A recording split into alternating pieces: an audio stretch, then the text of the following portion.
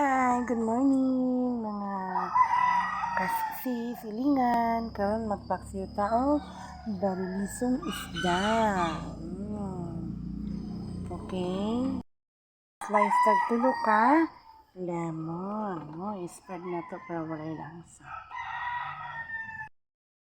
Nagtag na puyo. Estimated na po marami. Suka.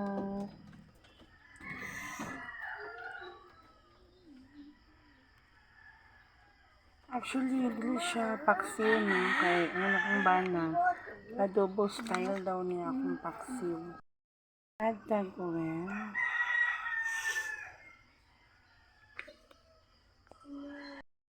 Now, dahil na ang atong adobong barilisong.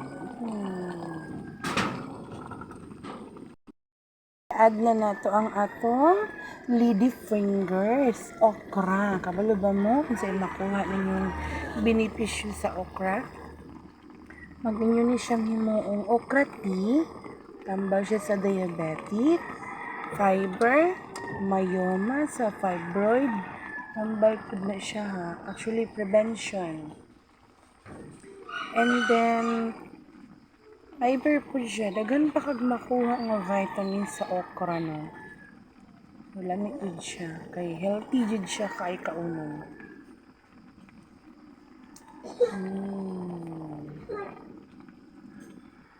May buntag dira sa tanan.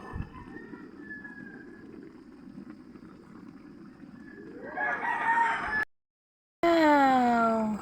Hapit na maluto ang atong adobong barilis. Kalami. Mag-add tag slight na mantika nga kanang hapit na siya maluto. Diba yummy jud siya kaayo. Gamay lang good.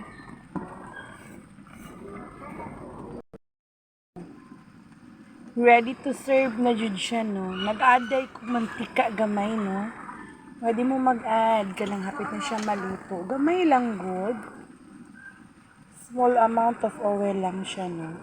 Diba? Tanawa ninyo. Lami kaayo.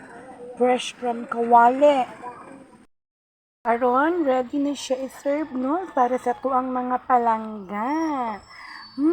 Bye! Salamat!